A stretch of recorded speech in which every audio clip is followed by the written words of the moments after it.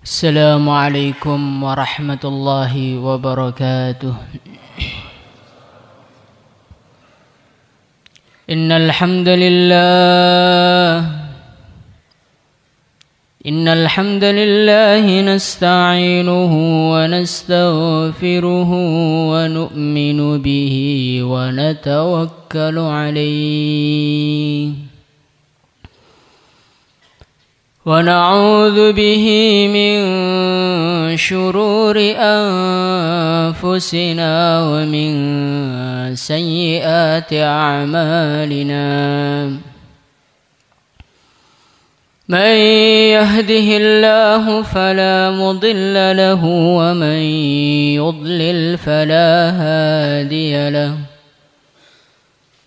أشهد أن لا إله إلا الله وحده لا شريك له وأشهد أن سيدنا ومولانا وحبيبنا محمدا عبده ورسوله. اللهم صل وسلم على سيدنا محمد وعلى آله وصحبه أجمعين. أما بعد، قال تعالى في كتابه الكريم: والذين جاهدوا فينا لنهدينهم سبلنا وإن الله لمع المحسنين.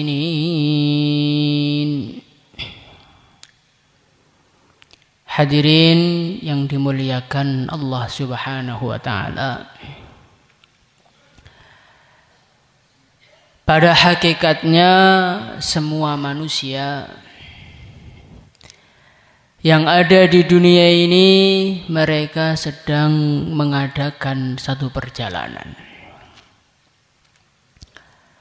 Perjalanan yang begitu panjang. Perjalanan yang tidak akan berakhir, perjalanan seorang manusia sebelum fariqun fil jannah wa fariqun fis sa'ir. Hadirin yang dimuliakan Allah Subhanahu wa taala. Perjalanan seorang manusia ini adalah perjalanan yang panjang. Ditambah lagi perjalanan seorang manusia ini adalah perjalanan yang penuh dengan rintangan. Perjalanan yang penuh dengan gangguan. Perjalanan yang penuh dengan ancaman.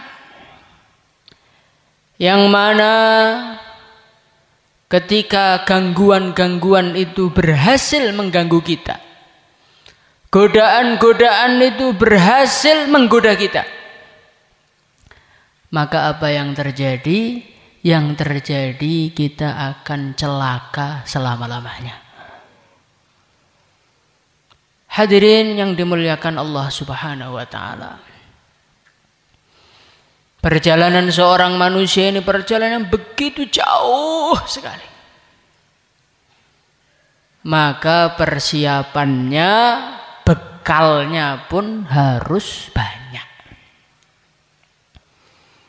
Kalau kita mau pergi ke Madiun umpamanya, maka kita tidak perlu bekal yang banyak. 10.000, 20.000 sudah cukup.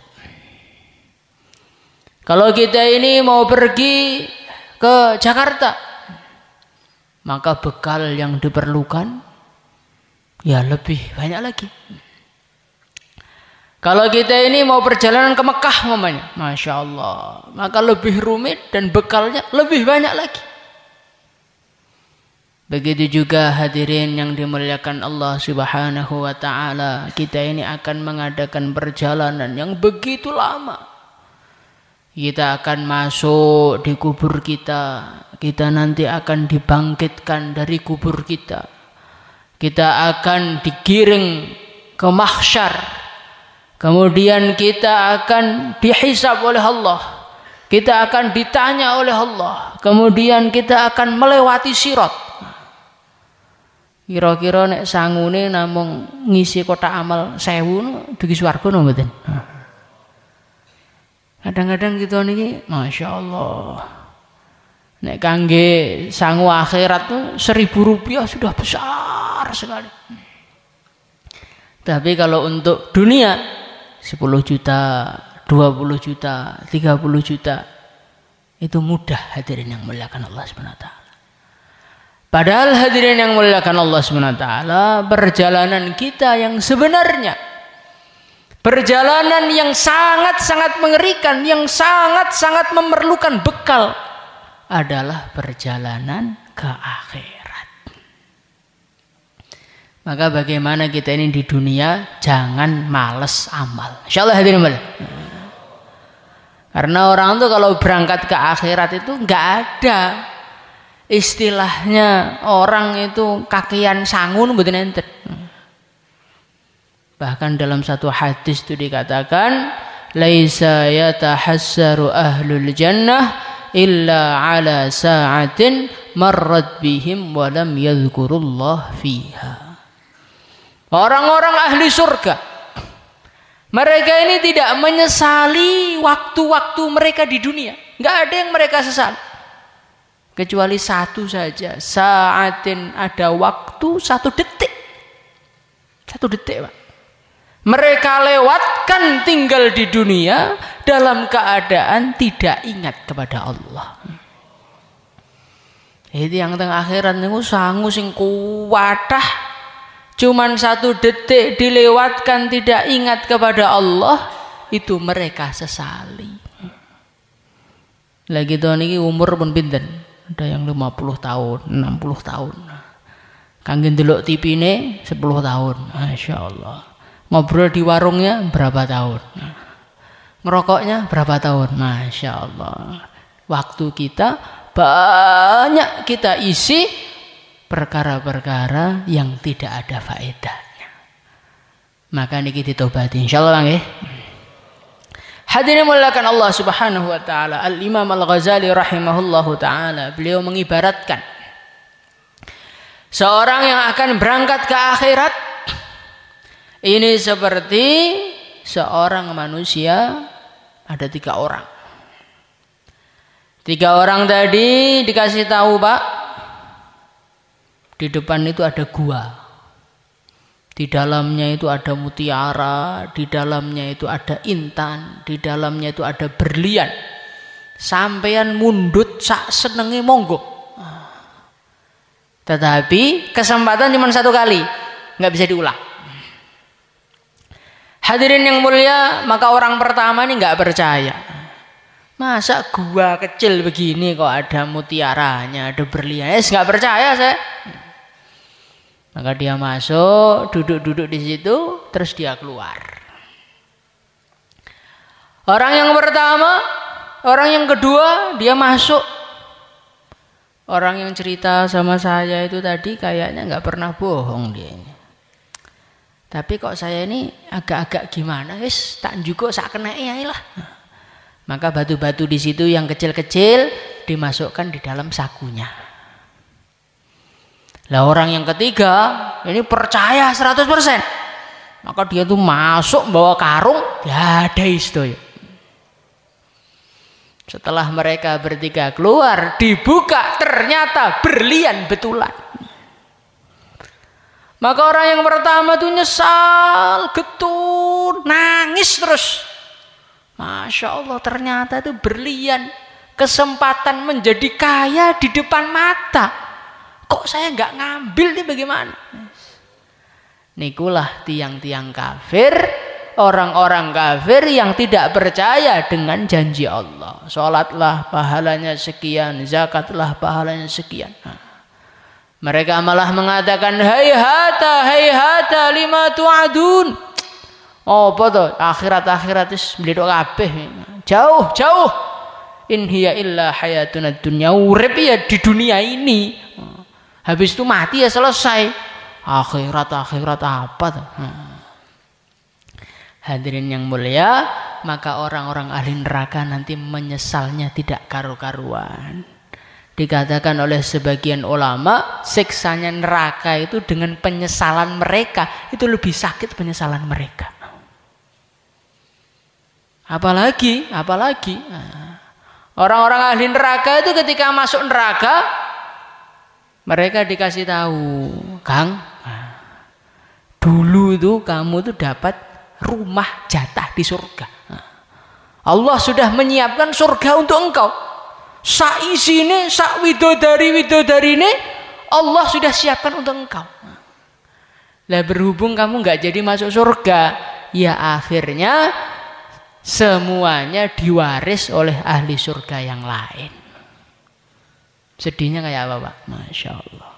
Kalau orang tuh nggak bagian, memang nggak ada jatahnya itu nggak terlalu sakit. Ini nggak bagian, jatahnya sudah ada, cuman nggak mau ngambil, sakitnya kayak apa? Masya Allah. Maka dalam hadis itu diceritakan orang-orang ahli surga ini mereka mendapatkan 2 jenis istri. Yang pertama adalah istri-istri asli istri mereka. Yang kedua istri warisan-warisannya orang kafir yang mereka nggak jadi masuk surga. Masya Allah. Hadirin muliakan Allah subhanahu wa ta'ala. Inilah orang kafir. Dia akan menyesal. Dia akan menangis. Sampai dikatakan dalam hadis, saking derasnya tangisannya orang kafir, saking lamanya, sampai di kulitnya membekas aliran air mata. Dan orang-orang kafir itu di neraka itu dibesarkan oleh Allah, Pak. Maka diceritakan bekas aliran air matanya orang kafir itu dilewati perahu itu bisa. Penyesalannya orang yang nggak mau golek sangu cari bekal di dunia untuk persiapan akhirat. Hadirin muliakan Allah Subhanahu wa taala. Orang yang kedua itu siapa? Orang iman tapi malas amal. Salat nggih, masbuk, kerijen, kadang-kadang nggih mboten teng masjid. Bayan nggih hadir tapi kadang-kadang ngantuk. Ditaskil kadang-kadang budal nggur 3 dina. Ngeten niku, Pak. Jadi ngambil agama itu yang ringan-ringan. Kalau ada takaza agama ya ikut andil 1.000, 2.000 ya alhamdulillah daripada tidak. Itu seperti orang ngambil berlian yang kecil-kecil. Maka sampai akhirat paket setengah mati. Masya Allah. Khurut 3 hari saya ini pahalanya seperti ini. Tahu begini pas malam Jumat tuh langsung 4 bulan itu.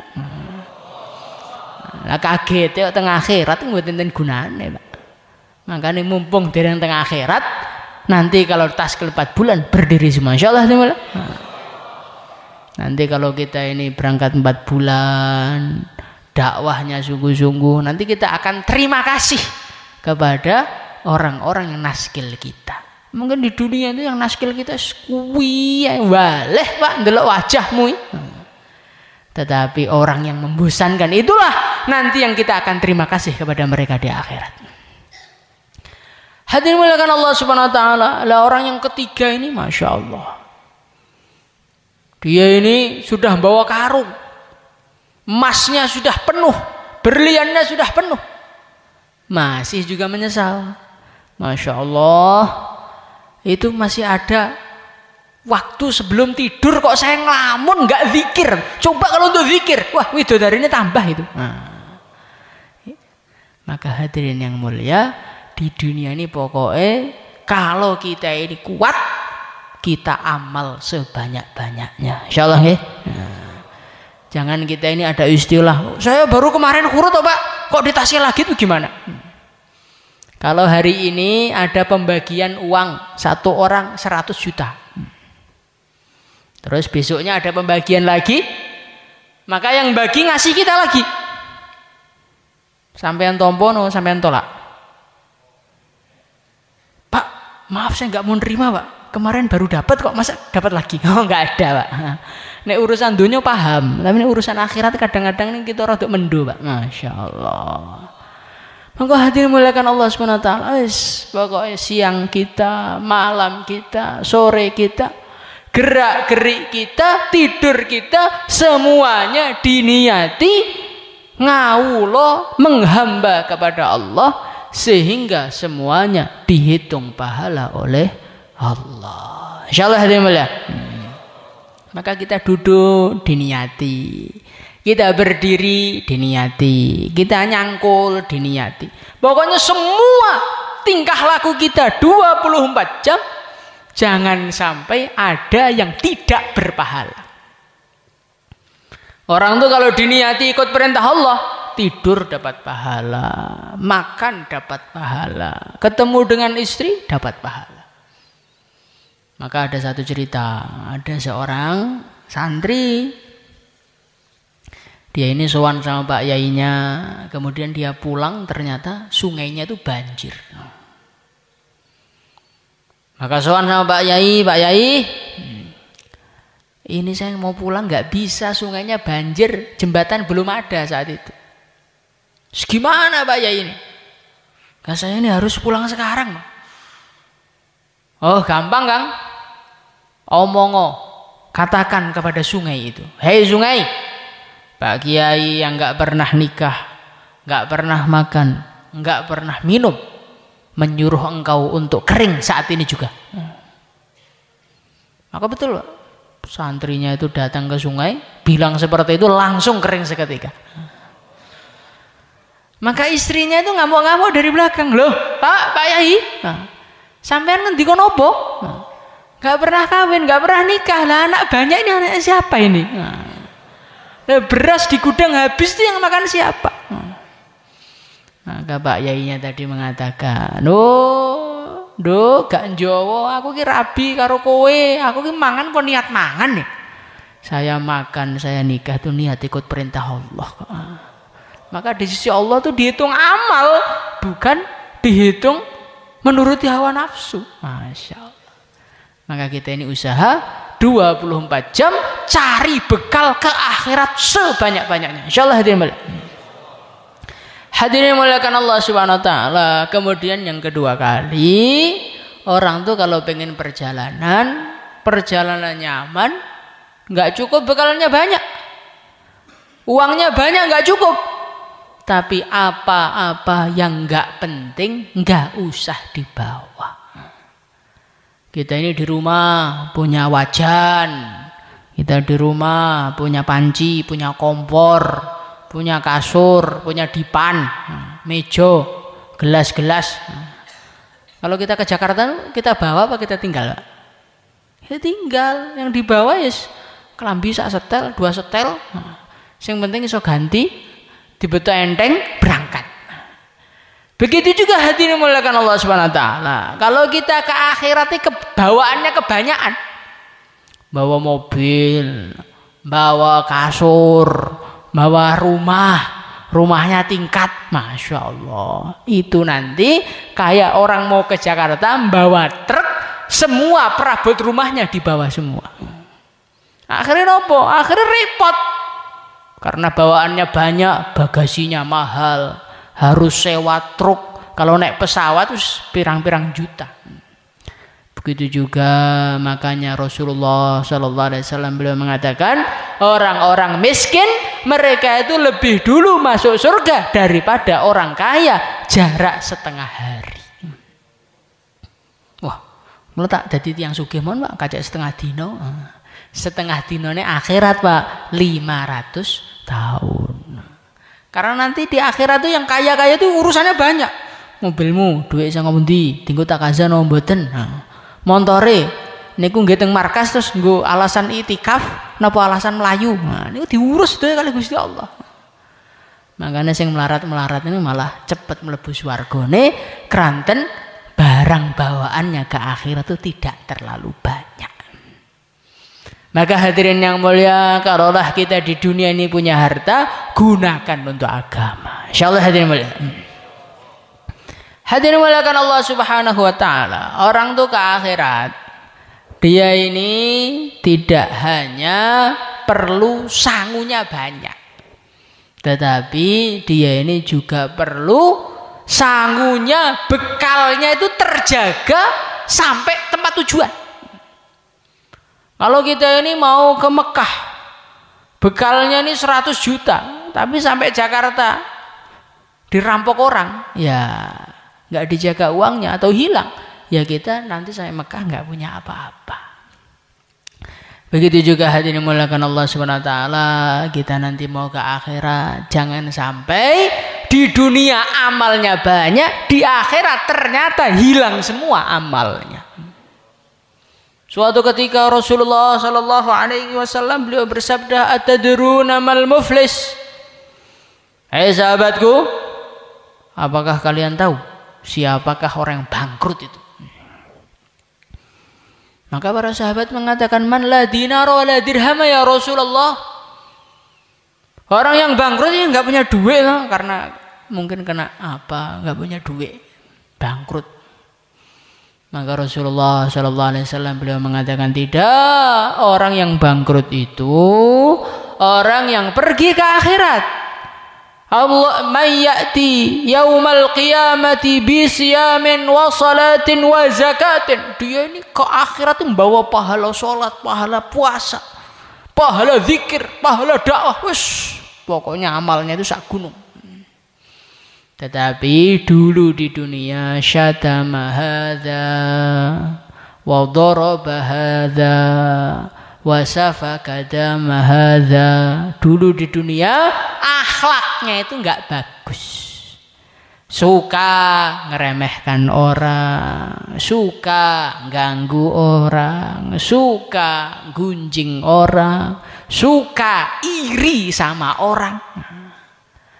Hadirin muliakan Allah Subhanahu wa taala, maka akhirnya orang-orang yang disakiti tadi datang semua kepada dia.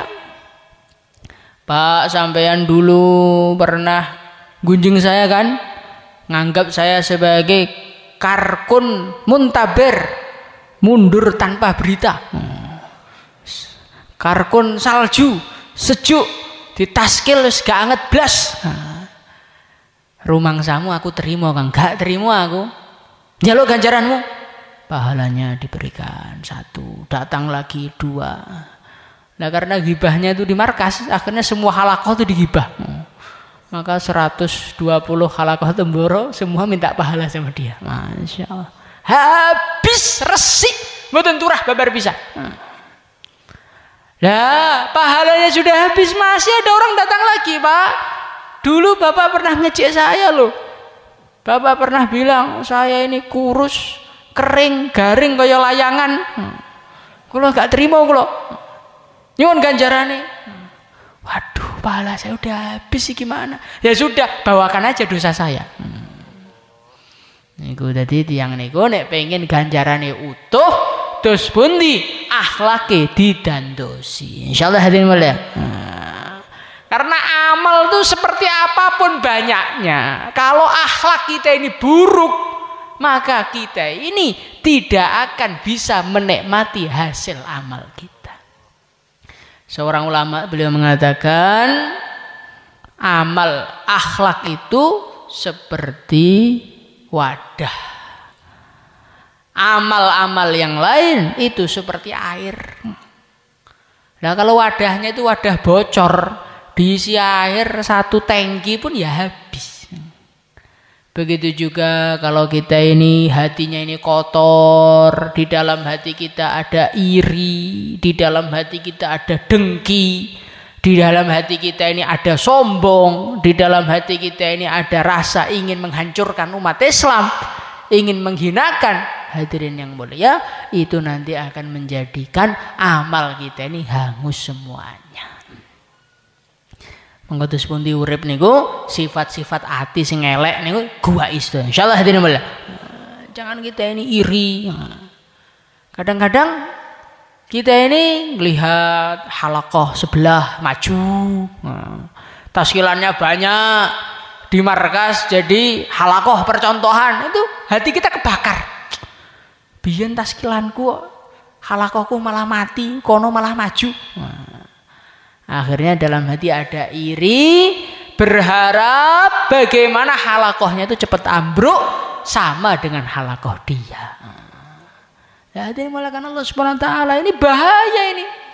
Rasulullah sallallahu alaihi wasallam beliau bersabda, "Iyyakum wal hasada fa innal hasada ya'kulul hasanat kama ta'kulun narul hatab." Jauhilah atas kalian sifat iri, kata Nabi. Karena sesungguhnya iri dengki itu adalah perkara yang memakan kebaikan-kebaikan kita, sebagaimana api memakan kayu bakar. Api itu kalau dimakan kayu bakar bagaimana? Dikit-dikit tahu-tahu habis jadi abu. Begitu juga hasad tuh dikit amal kita habis, akhirnya ke akhirat nggak bawa apa-apa. Monggo dos pundi kita niku urip ampun enten rasa iri dumateng sederek muslimipun. Insyaallah ya. Nah, ini bahaya ini. Apalagi ini para wanita itu kadang-kadang itu zaman sekarang enggak, wanita laki-laki sama. Senengane niku iri. Tonggone gadah motor dirasani. Gak kerja satu ke motor dituyul piye.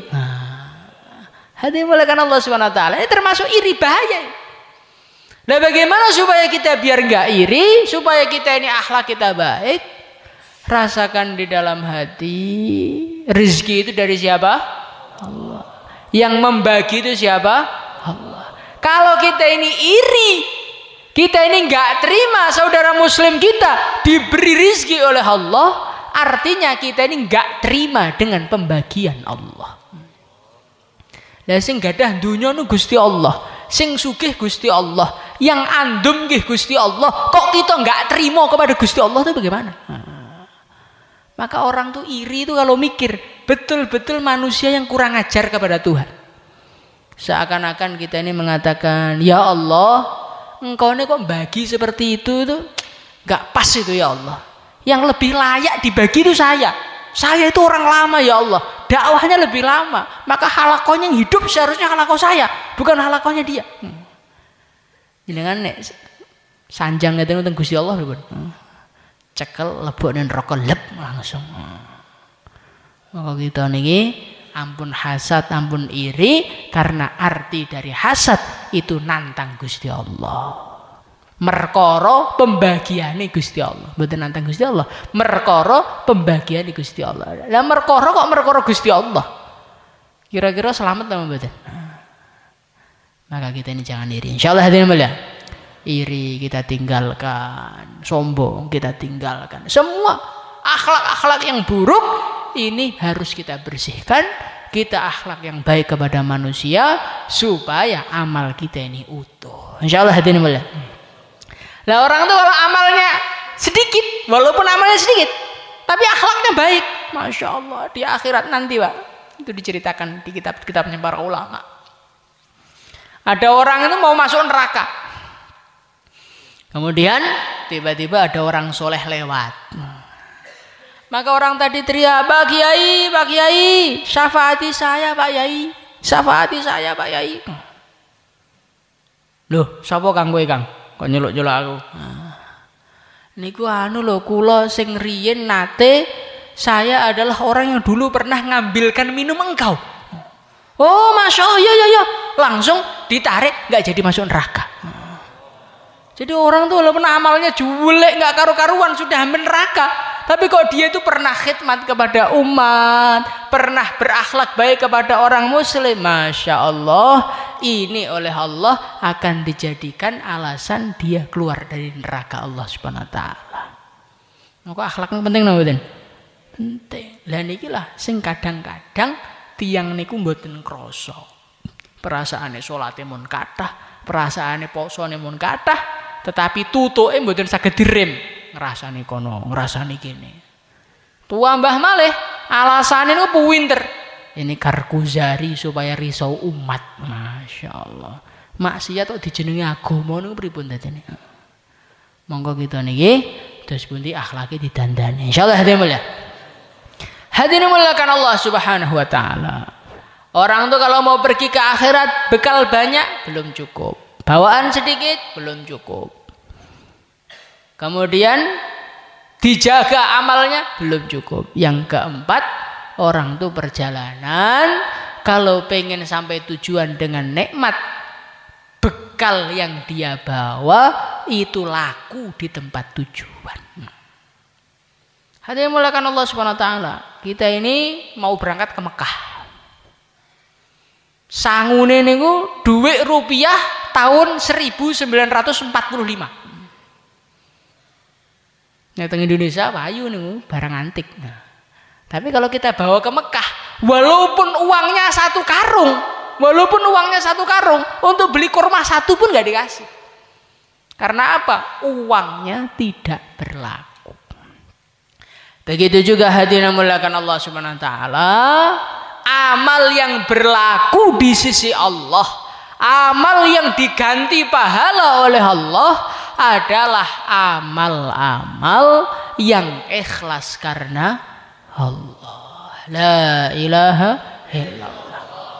Kita ini walaupun sholat 1000 rakaat, kita ini walaupun zikir berjam-jam, walaupun dakwah 4 bulan, kok niatnya tidak karena Allah, ya nanti di akhirat sia-sia. Maka diceritakan di dalam hadis, ada orang dipanggil oleh Allah, "Hei fulan, kenapa engkau ini dulu berjuang di jalanku sampai engkau mati?" "Ya Allah, saya ini berjuang di jalanmu sampai saya mati di jalanmu hanya semata-mata mencari ridhomu ya Allah." "Kadzabta, bletok kowe. Engkau berjuang di jalanku liyuqal innaka jari, supaya dikatakan engkau ini adalah seorang pemberani, seorang pahlawan toh, ben ketok kondang toh. Seretkan neraka." Berjuang di jalan Allah, mati di jalan Allah, nggak ikhlas, neraka. Kemudian ada orang lagi ditanya, "Hei fulan, kenapa engkau ini membaca Al-Quran?" "Ya Allah, saya ini mencari itu." "Bohong kamu. Kamu membaca Quran tuh biar dibilang suaranya bagus, biar begini, biar begini. Gak terima, seretkan neraka."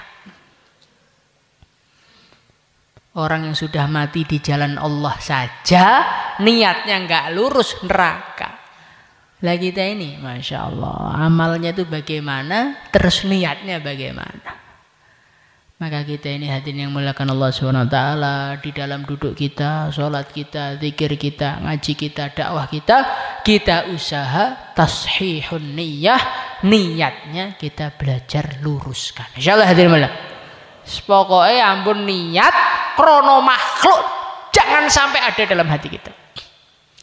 Lah bagaimana Pak supaya kita ini biar niat karena Allah itu bagaimana caranya? Caranya gampang, caranya adalah kalau kita ini merasa makhluk itu nggak bisa apa-apa. Yang menjadikan kita ini niatnya nggak lurus itu karena kita melihat makhluk bisa senyum, makhluk bisa marah, makhluk bisa cinta kepada kita, makhluk bisa memuji kita, makhluk bisa menghormati kita. Nah ini yang rusaknya iman menjadikan rusaknya niat. Maka hadirin muliakan Allah Subhanahu wa taala, ada enggak orang itu bayan semangat? "Pak, bayannya kok semangat sekali, Pak?" "Iya, ini loh biar tiang-tiang tuh pada seneng sama saya. Biar batu-batu pada seneng sama saya." Enten apa mboten, Pak? Mboten enten. Kenapa? Karena dia memandang tiang nggak bisa senyum, nggak bisa cinta, batu nggak bisa senyum. Maka nggak ada orang tuh amal karena batu, amal karena tiang, amal karena lampu, amal karena genteng, nggak ada. La indallah menungso kalih wadon niku sami-sami la yadurru wa la yanfa, sami-sami makhluk Gusti Allah. La ilaha illallah. Jadi makhluk itu bergerak, bukan bergerak, digerakkan oleh Allah. Kenapa? Kita mencari ridhonya makhluk itu kenapa? Padahal makhluk itu bisa ridho kepada kita kalau Allah menggerakkan hati mereka untuk ridho kepada kita. Long makhluk kok amal krono makhluk, long makhluk sing nyetir Gusti Allah. Maka hadirin yang mulia, kalau ada kayu,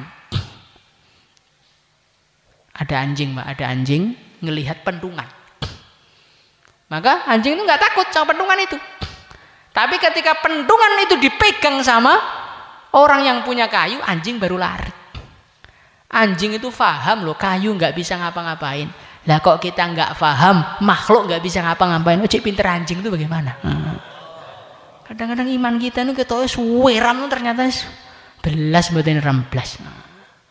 Maka hadirin yang mulia, kita luruskan, makhluk itu kayak apa-apa. Semua senengnya makhluk, ridhonya makhluk, ngamuknya makhluk, itu yang menggerakkan Allah. La ilaha illallah. Hadirin muliakan Allah Subhanahu wa taala. Lah kalau orang itu amalnya sudah ikhlas, amalnya ini enggak dicampuri dengan akhlak yang buruk, amalnya banyak, bawaannya sedikit, insyaallah wa may yuti'illaha war rasul fa ulaika ma'al ladzina an'ama Allahu 'alaihim minan nabiyyin was-siddiqin wasyuhada'i was-salihin wa hasuna ulaika rafiqa. Tiang-tiang sing memenuhi bekalnya banyak, bekalnya terjaga, amalnya ikhlas karena Allah, nanti di akhirat dikumpulkan oleh Allah dengan para nabi, para rasul, para syuhada, para siddiqin, para sholihin. Semoga termasuk kita semuanya. Pengen mboten Pak? Tengah akhirat lenggah sowan nabi, pengen mboten? Mangke saged sowan teng Sayyidina Abu Bakar, minta cerita bagaimana perjuangan beliau, ketemu dengan Sayyidina Umar, nanti ketemu dengan Sayyidina Khalid, seorang panglima yang tak pernah terkalahkan sepanjang hidupnya. Nanti bisa tanya kepada Sayyidina Ali bagaimana kealiman beliau. Wis, orang-orang soleh ngumpul jadi satu. Semoga kita termasuk mereka semuanya. Insyaallah hadirin mulia. Hadirin muliakan Allah Subhanahu wa taala, lah ini akan bisa jadi kenyataan kalau kita tidak menunda-nunda untuk mewujudkan hal ini. Perkara niku namung dadi angen-angen, nggih mboten dadi napa-napa. Ada seorang, dia ini Masya Allah, setiap hari diceritakan rumah dia itu adalah tempat persinggahannya orang-orang soleh mau pergi haji. Maka setiap ada orang soleh mau pergi haji, Pak doakan saya biar punya anak yang soleh. Oh iya. Suatu ketika ada yang mampir di situ nih, orang yang doanya ini nggak pernah diterima oleh Allah, nggak diterima, makbul terus.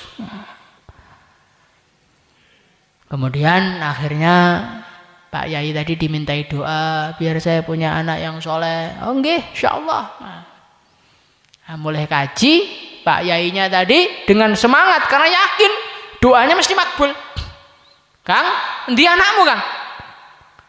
Dereng gadah Pak Yai. Loh, dongaku iki makbul terus lho Kang. Lah kowe tak dongane gak makbul ceritane piye? Sik, iki mesti ana sing salah iki. Wis di bojo burung.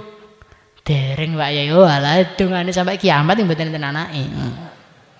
Lah kita nih kadang-kadang ngeten niku, Pak. Pengen kumpul Sayyidina Abu Bakar, kumpul Sayyidina Umar. Mau teng akhirat pengen teng swarga kalih widodari. Pengen tok tapi ditaskil mboten ngadeg. Niki tunggale tiyang pengen di anak tapi mboten purun rabi. Lah sakniki jenengan pengen apa mboten? Nah nek pengen sakniki monggo jumeneng daftarkan nama 4 bulan. Monggo. Lah monggo nih. Nah, meneng to. Masyaallah. Nek mboten wani jumeneng nih berarti kados tiyang pengen anak mboten purun rabi nih, Pak. Masyaallah. Monggo. Belajar memperjuangkan agama biar bekal kita ke akhirat itu banyak. Insyaallah sedaya hadirin mulia. Hadirin muliakan Allah Subhanahu wa taala, Ini saja yang bisa saya sampaikan.